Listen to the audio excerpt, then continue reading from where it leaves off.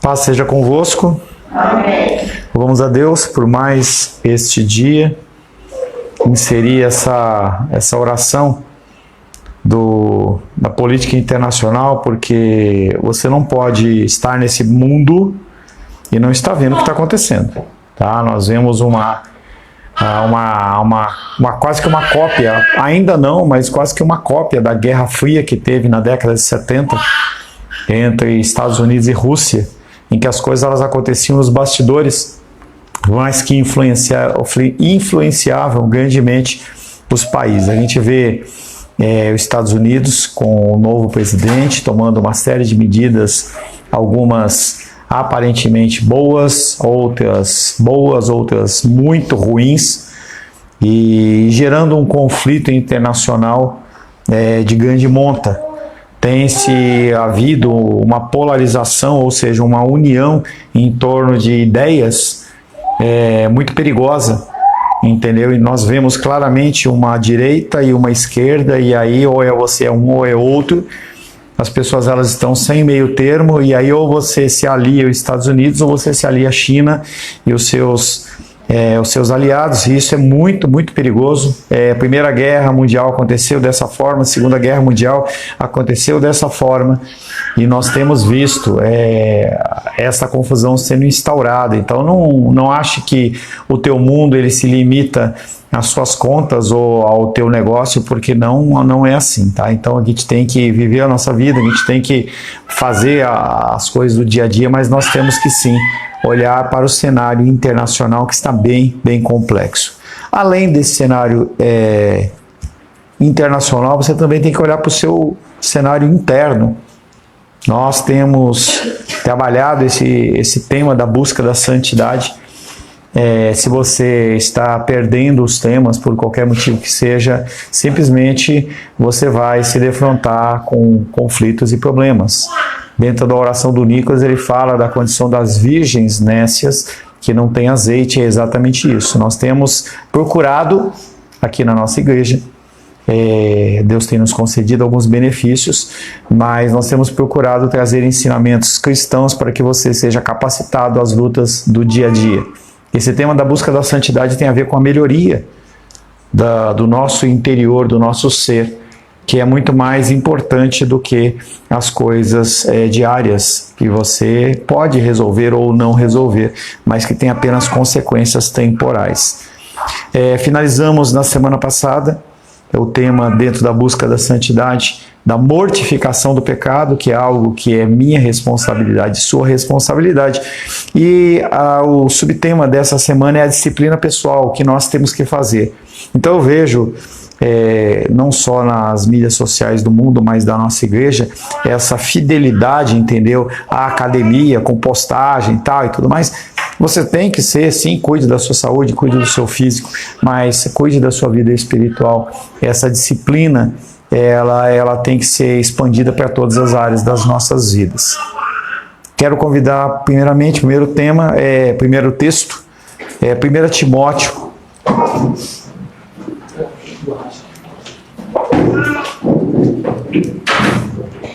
1 Timóteo, capítulo 4, verso 7. 1 Timóteo, capítulo 4, verso 7. Por favor. Só um momento, Diene. Você só tinha uma cor na família de vocês? Como que era? É só isso? É só uma cor? Ah, tá bom, então vai. Continua, Diene. Vem me avisando. Mas rejeita as fábulas profanas e divinas caducas. Exercita-te pessoalmente na piedade. Rejeita as fábulas profanas e de velhas caducas. Essa primeira parte do versículo fala da Igreja Evangélica Brasileira. Não sei se já comentei, com a Rosângela já conversamos sobre isso. Uma pessoa que foi uma referência, em especial na minha época de conversão, creio que na de vocês também, é o Ministério Diante do Trono, com a Ana Paula Valadão. Mas com o passar do tempo, eu vi essa mulher com uma série de coisas dentro do contexto neopentecostal, e ela pensando em comprar sapato de cobra de piton para pisar na cabeça da serpente, uns negócios meio doidos, que eu já acreditei, a Rosane já acreditamos. E eu tenho visto ela se levantando contra algumas coisas e tenho me espantado alguns discursos dela. E ela estava numa igreja de um apóstolo, e o apóstolo, no meio da ministração do louvor que ela foi convidada a fazer, era um evento lá, ele estava vendendo os paninhos para cura, a R$100 cada paninho. Ele se ajoelha lá, coloca a mão e tal. E aí ela, quando vê aquilo, ela fica indignada, e ela interrompe o louvor e começa a falar contra aquilo, e ela sai fugida de lá, entendeu? E eu vejo ela confrontando a igreja e as pessoas. Uma pessoa questionou ela a respeito do Caio Fábio. Para você que não sabe, Caio Fábio foi um grande pastor, década de 70, 80, tá?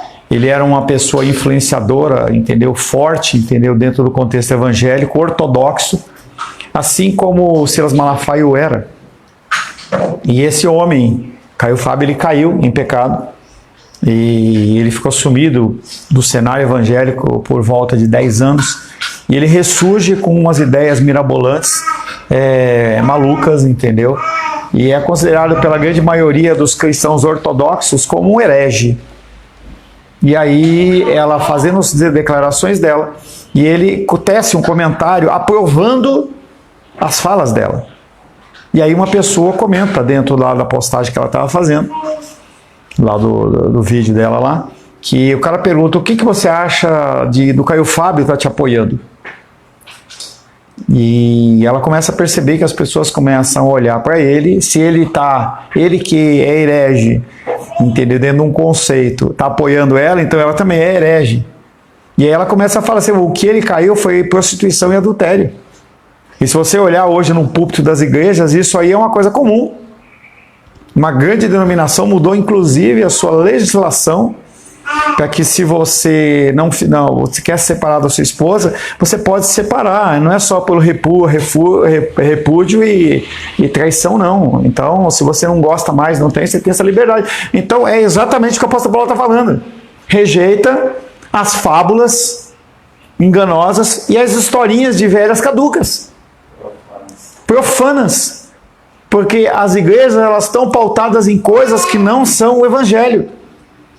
E se você não vigiar, você pode ser que continue na nossa igreja, mas você pode estar ouvindo porcaria e lixo em vídeos, em shorts, em reels, em não sei o quê, e é a mesma coisa que você comer coisa podre.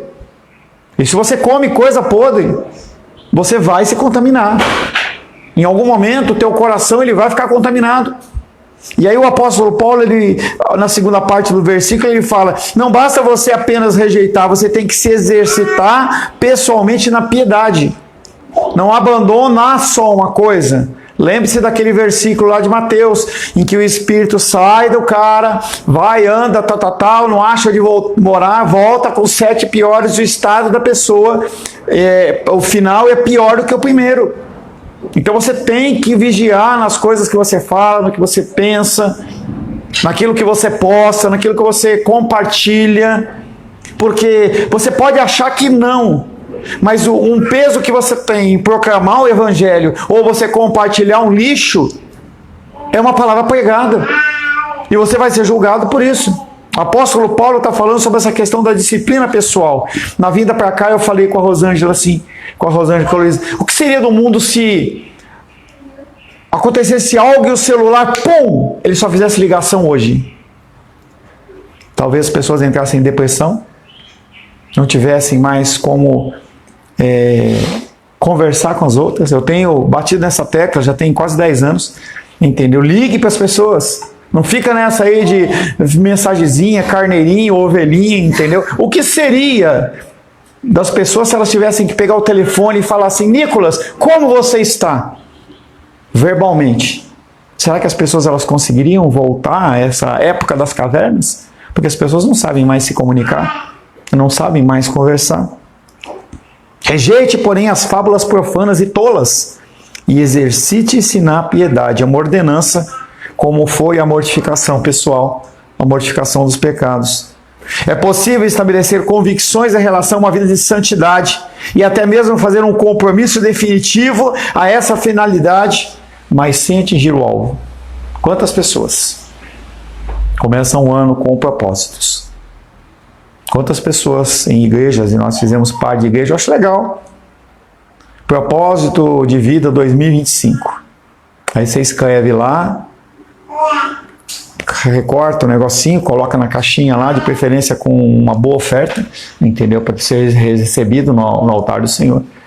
E aí é como se você transferisse a responsabilidade para Deus fazer com que você seja menos vergonhoso diante do Evangelho.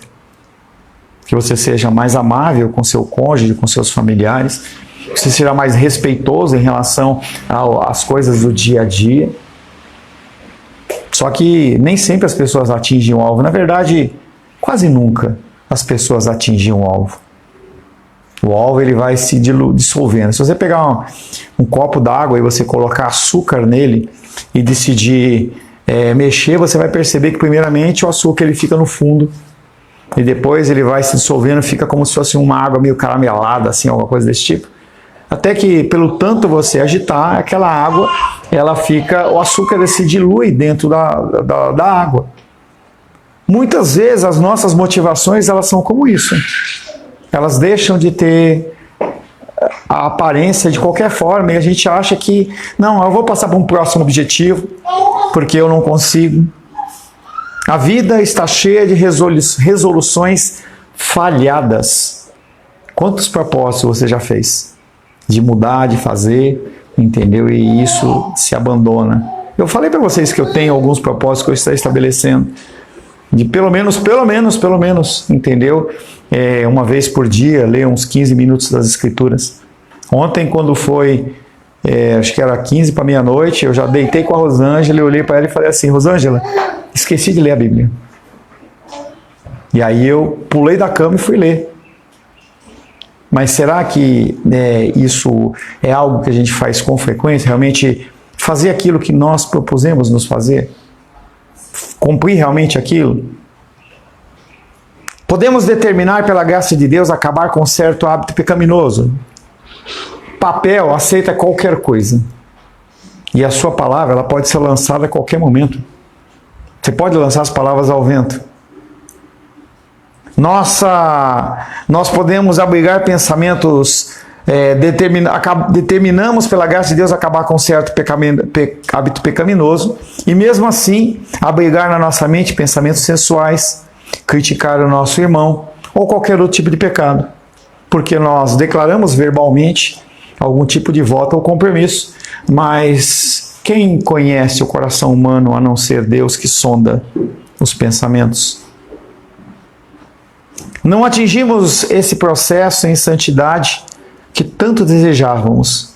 A gente fica sempre na tentativa, sempre tentando. Parece que a gente não consegue nunca.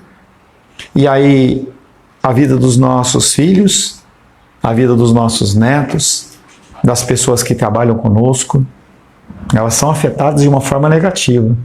Eu sempre falo para vocês como casal, vocês como indivíduo, vocês como solteiro ou casado, o que quer que seja, vocês têm a possibilidade de influenciar gerações, positiva ou negativamente. Você tem a possibilidade. E você pode decidir viver a sua vida, que é mais cômodo eu viver a minha vida e não me preocupar se o Pedro está dormindo ou se não está dormindo. Ele não está dormindo, ele está acordado. Entendeu? Se o fulano está assim, está assado, é muito melhor eu não me preocupar e não me envolver e não me meter e apenas o contexto de vida nossa seja um contexto social. E eu não vou ser chato, eu não vou ser uma pessoa que incomoda, mas sinceramente eu não vim ao mundo para isso. Conversava com um pastor amigo ontem meu, que eu levei as doações da nossa alimentação lá, pastor Marcelo, e eu falava com ele, assim, que eu fiquei chateado com um pastor conhecido meu, em que ele falou assim, eu falei assim, e aí, como é que tá a igreja e tal? Aí ele falou, nós fechamos a igreja. Eu falei, por que você fechou? As pessoas não estavam frutificando. E eu pensei assim, onde está na Bíblia dizer que quando a igreja não está frutificando, eu tenho que fechar? E aí ele comentou comigo, ele falou assim, pois é complicado, né? Porque as pessoas elas não gostam de se envolver com os problemas dos outros. Não gostam de participar, não gostam. Isso traz peso. Isso é um desgaste tremendo. Então é mais fácil realmente fazer um culto superficial, em que eu falo da bênção, eu falo que eu vejo um anjo, eu falo disso, faço daquilo, entendeu? Não traz nenhum tipo de exortação, mas isso não gera mudança no coração das pessoas, e nós estamos aqui para impactar vidas. O Filho de Deus, o autor da vida, ele veio ao mundo primeiramente para glorificar o Senhor, impactando vidas. Se ele tivesse dentro do discurso lá com os fariseus dito que ele era parte deles, que arranja uma vaguinha para mim ir no Sinédrio, está tudo certo, ele ia ser aceito. E eu coloquei ele como sumo sacerdote, ia ficar tudo certo. Mas ele entendeu que ele tinha que mudar vidas.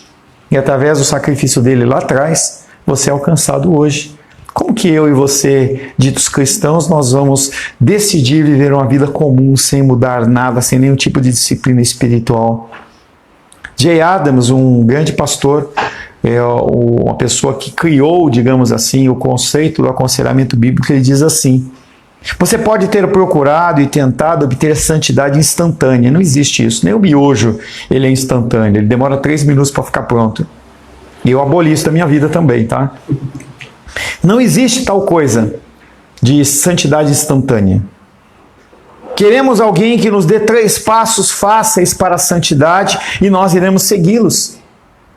Na próxima sexta-feira, então, veremos e seremos piedosos. Não existe 7 passos para isso, 8 passos para aquilo outro, 5 passos para isso. Não existe isso. Não existe. É trabalho árduo, é luta. Cada caso é um caso, cada situação é uma situação. Você tem que estar indo na presença do Senhor, buscando a direção em cada situação, fazendo esse esforço, às vezes mais errando ou tendo menos resultados positivos do que negativos, e você tem que continuar caminhando. Não há santidade instantânea.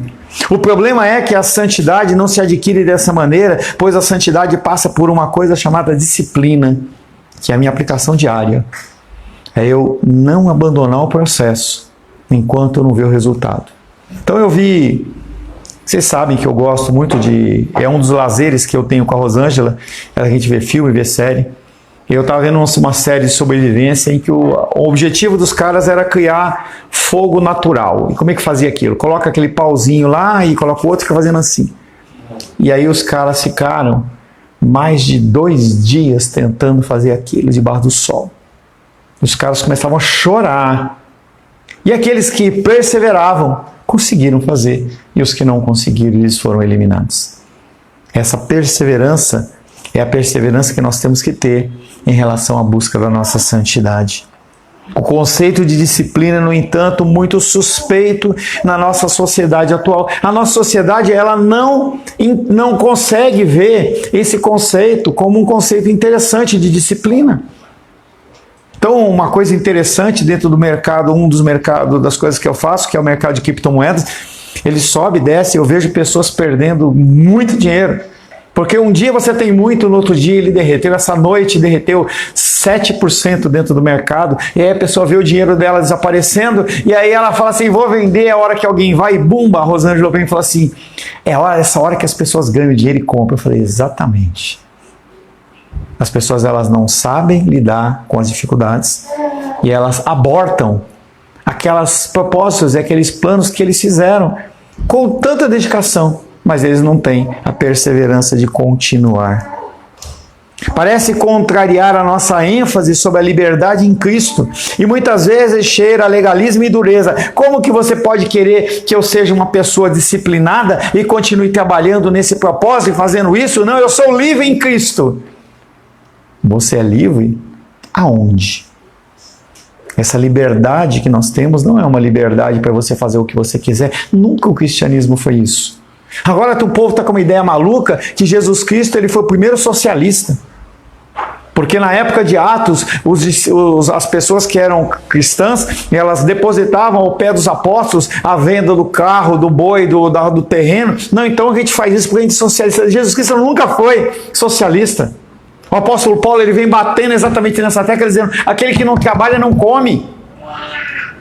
Mas as pessoas elas querem perverter a ideia.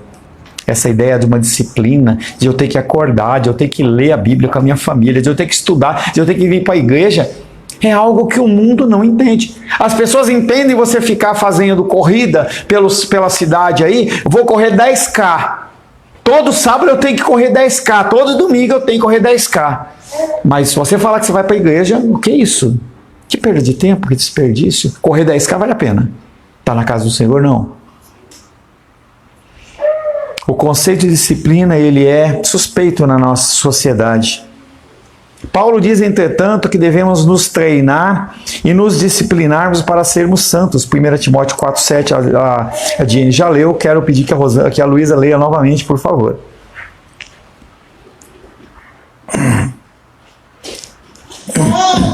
Mas rejeita as fábulas profanas e de velhas caducas. Exercita-te pessoalmente na piedade. Rejeita. Eu não quero isso para minha vida. Eu não quero isso para minha vida. E ele vem trazendo a condição do exercício. Exercita-te. O exercita-te tem a ver com consequência, com continuidade, com você estabelecer metas. E essas metas elas serem rompidas ou você estabelecer novas metas, não apenas no campo espiritual, mas também dentro do campo emocional, dentro do campo profissional. Você não pode ficar estancado, você tem que se movimentar. A vida nossa é uma vida de movimentação. Nós não fomos criados para ficarmos parados, nós somos criados para nos movimentar. É essa condição dinâmica e não estática. Dinâmica de movimento, estática não é de não ficar parado, é algo que vem de Deus. O próprio Espírito Santo, ele é referenciado como um vento, que ele vai para onde quer. Ele voa e ele sente, você sente ele está sempre em movimento. O Espírito Santo não é um ar parado, ele é um ar em movimento. Quando lá em Atos capítulo 2, que tenha descido o Espírito Santo, eles ouvem como um barulho de um vento. Mesmo Isaías na caverna, ele sente a presença de Deus como um vento, entendeu? Suave, mas um vento é movimento. E as pessoas elas estão paradas. A figura de linguagem que Paulo usa nesse texto de 1 Timóteo 4,7 vem da preparação física que os atletas gregos passavam. Então, quando ele fala exercita-te, ele está olhando para o Império Grego, com aquelas Olimpíadas e a preparação das pessoas, em que você tinha que dar uma notícia lá em Pirinópolis, o cara tinha que sair correndo daqui e chegar até lá para dar a notícia. E a pessoa ela tinha que estar preparada. O apóstolo Paulo está falando isso. Exercita-te na piedade. Exercita-te. Ontem fiquei contente, a Vânia e o André compartilharam que foram lá no hospital orar pela Vilma, que nós oramos por ela, e aí as pessoas elas pediam oração, é exatamente isso. Espero que não pare por aí. Descobriram um filão de ouro em que as pessoas elas têm o desejo. Poxa, eu quero me especializar, faça um curso de capelania, é simples, é rápido, internet, faça um curso, arranje uma carteirinha para você poder entrar no hospital e fazer oração pelas pessoas. Gente, não custa nada, a não ser o seu tempo e a sua disposição, ou a sua disciplina. Estabeleço que vou no hospital uma vez por semana, das 9 às 10 da manhã. Pô, mas e agora apareceu essa cesta de flores para eu fazer? Eu vou fazer a cesta de flores, eu vou continuar com a minha disciplina? Tá aí a sua colocação, é você que decide. São decisões que você faz. E não é algo que é para a eternidade, é algo que você pode estipular, eu vou fazer por esse tempo. E é interessante você definir metas que você consegue não só mensurar, mas também metas que você pode ou parar elas ou avançar com elas. Mas tudo tem que ser colocado de uma forma muito clara. Paulo disse ainda, todos que competem nos jogos se submetam ao treinamento rigoroso. 1 Coríntios 9, 25.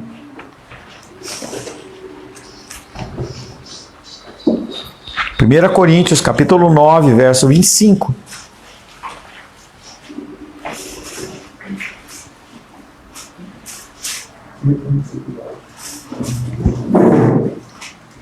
Todo atleta em tudo se domina, aqueles para alcançar uma coroa corruptível, nós, porém, a incorruptível. Novamente, o apóstolo Paulo ele traz o contexto do exemplo de um atleta.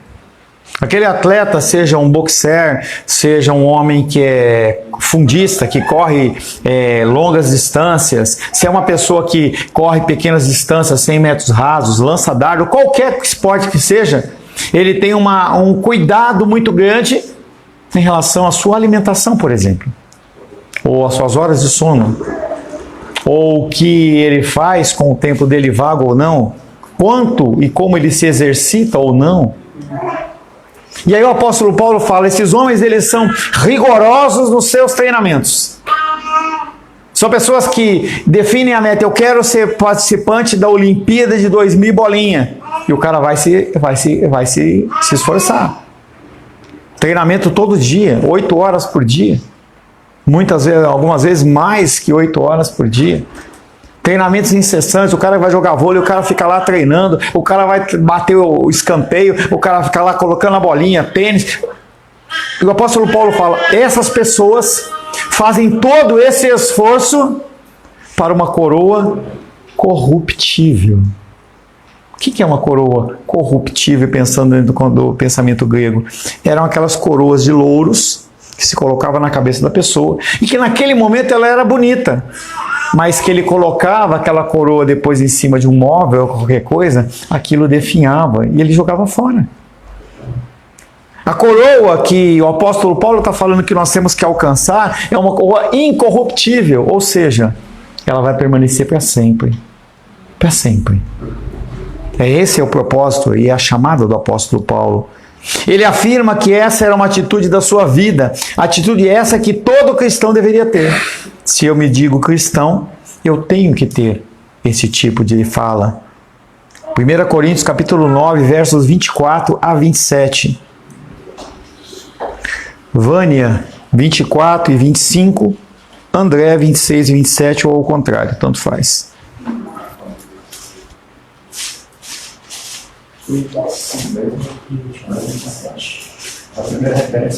1 Coríntios capítulo 9, versos 24 a 27.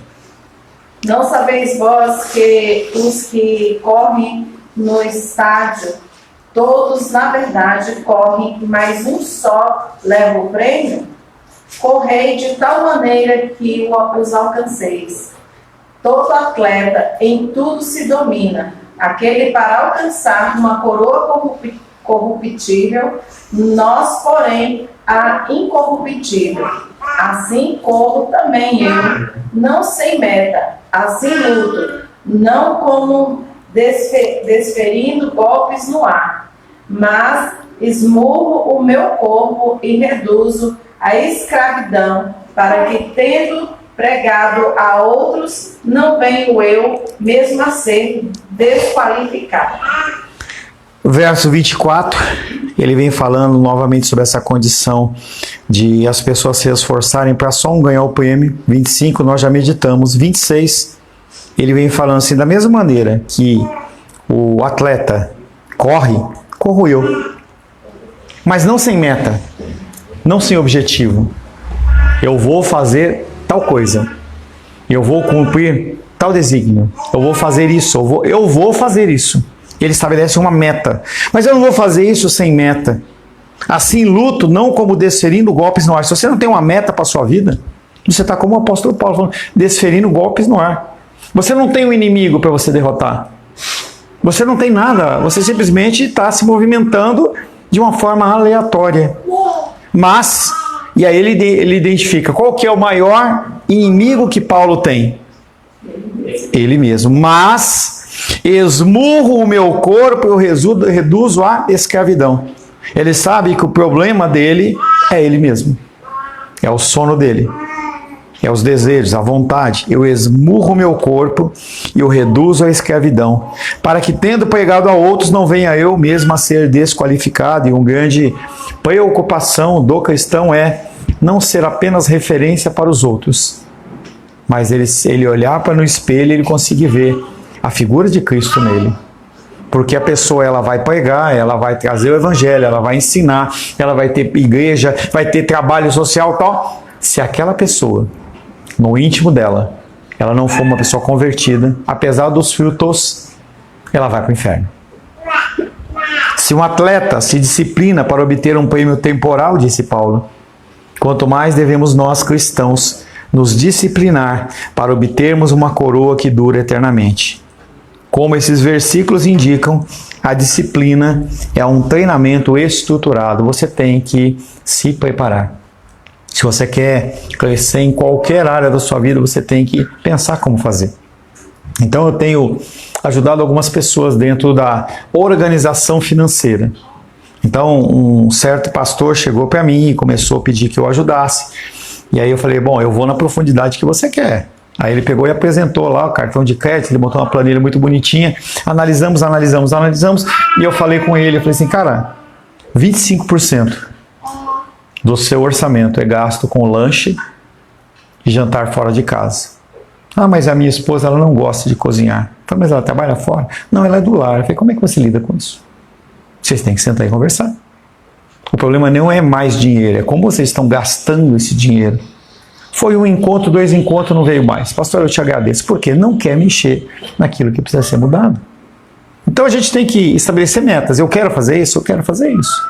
Se você tem um plano para fazer alguma coisa, normalmente você vai ter que sacrificar outras coisas. Não dá para você ter tudo. Aquela ideia de você, do malabares, né, que o cara tá com 10 ovos na mão e o cara fica... Aquilo ali você não consegue fazer o tempo inteiro. Ele mesmo consegue fazer aquilo ali, talvez por um tempo de 10 minutos. Depois ele vai começar a derrubar o ovo. Porque exige sacrifícios. Se você quer emagrecer, você tem que separar um tempo para você se exercitar. Se você quer ter uma vida diante do Senhor, você tem que separar um tempo para cuidar da sua vida espiritual diante do Senhor. Não tem como fazer isso. O dicionário Webster apresenta como definição de disciplina o seguinte: treinamento que corrige. Ou seja, você começa a praticar, você viu que não deu o resultado que você esperava, você muda o seu modo de agir. E é algo que nós temos falado com frequência. Se você não mudar o seu modo de agir, a caixinha de bolo de laranja vai continuar sendo de laranja. Não vai mudar, não vai ser de coco, não vai ser de outra coisa. Treinamento que corrige, molda ou aperfeiçoa as faculdades mentais ou o caráter moral. É isso que nós devemos fazer se queremos buscar santidade. Precisamos corrigir, moldar, treinar o nosso caráter moral. Você precisa olhar, não como referência eu, não como referência às pessoas que estão à sua volta, mas as Escrituras Sagradas. A partir daqui você vai conseguir definir, entender o que você tem que mudar. Se Deus assim o permitir, no sábado, estaremos lá, nós, os homens, lá acho que no Parque da Cidade, acho que ficou nesse final, né? Não decidiu ainda? Vamos ver se até sábado a gente decide, né? Como o Nicolas falou, se a gente estivesse decidindo por qualquer outra coisa, já estava decidido, né? Mas como é uma coisa espiritual, tudo é muito difícil, ninguém tem tempo para votar, ninguém tem tempo para explicar, mas tem muita gente que tem tempo para falar, mas pô, é longe, é isso, é aquilo, mas definir ninguém define, entendeu? Definir ninguém define. Então a gente vai meditar sobre o homem bíblico, que vai falar sobre as condições de como o homem ele tem que agir dentro do contexto da sociedade e também dentro do contexto do casamento. Vamos tratar um pouco sobre esse assunto. E o que vai acontecer depois disso? Não sei. Talvez você volte para a sua vida, continue sendo um opressor da tua esposa e dos seus filhos. Talvez você, na constituição do seu matrimônio, você traga um monte de dificuldades porque você não quer viver daquela maneira. Mas aí é a opção de cada um. Se você não quiser buscar, corrigir, moldar e treinar, você vai continuar da mesma maneira. Continuar reclamando. Vai passar 25, vai passar 26, vai passar 27, você vai continuar falando assim, ai de mim. Como já falei para vocês, o desenho, ai de mim, ui, ai, ui, e você não faz nada e não muda nada, e continua, ai, eu quero um resultado diferente, não muda, ai, ui, não vai mudar. Se tem uma coisa que Deus tem em demasia, chama-se paciência para esperar você mudar. Ele não está com pressa. Você não quer aprender? Ele volta, você volte a casa. Volte 5 casas atrás, começa tudo de novo. Pô, de novo. Não tem problema nenhum. Aí você chora, você reclama, você murmura. Parece que Deus ele vai falar assim, ai, tadinho do meu filho. Tadinho dele, ele está sofrendo tanto, eu vou mudar a situação porque ele não quer mudar, mas eu vou mudar. Não vai mudar. E aí a gente continua com essa mesma situação. E continua. A disciplina em relação à santidade começa na palavra de Deus. 1 Timóteo, André, já que a Vânia não deixou ele ler.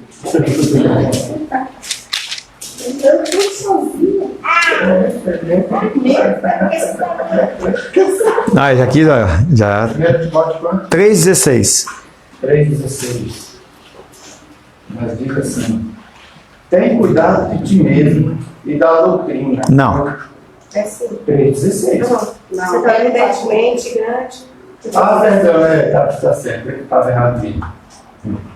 Evidentemente, grande é o mistério da piedade. Aquele que foi manifestado na carne foi justificado em espírito, contemplado por anjos, pregado entre os gentios, crido no mundo, recebido na glória. É isso que as Escrituras vão fazer comigo e com você, se você assim decide fazer. Está falando de Cristo. Aquele que foi manifestado na carne foi justificado em espírito, contemplado por anjos, pregado entre os gentios, crido no mundo e recebido na glória. Se você decidir na sua vida, se você decidir realmente buscar a santidade, como as Escrituras assim o exortam, você vai ser recebido aonde? Nos céus, em que? Glória. Ou você pode ser recebido no inferno, também em glória. Só que na glória do Senhor através da justiça dele. Não tem conversa. As regras do Senhor, elas não são maleáveis. As regras do Senhor, elas não podem ser pervertidas ou reinterpretadas por nenhum advogado ou juiz, porque ele é o reto juiz. E ele fala, ou você escolhe o cavalo branco, ou você não é aceito. Você pode querer escolher qualquer cavalo, mas você vai escolher o cavalo branco porque ele está mandando. A figura do pai e da mãe, ela tem se perdido nesse mundo em que os filhos eles têm uma voz que não é segundo as Escrituras. A gente entende todo o contexto da criação, entendeu? Que a criança ela está querendo se conhecer e tudo mais. Ela quer... E os pais, se eles deixarem, as crianças elas tomam conta. Não tem conversa. No âmbito espiritual, Deus não deixa.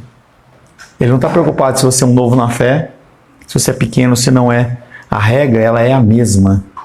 Se santifica, se molda, se corrige, para que se assim você seja aceito pelo Senhor.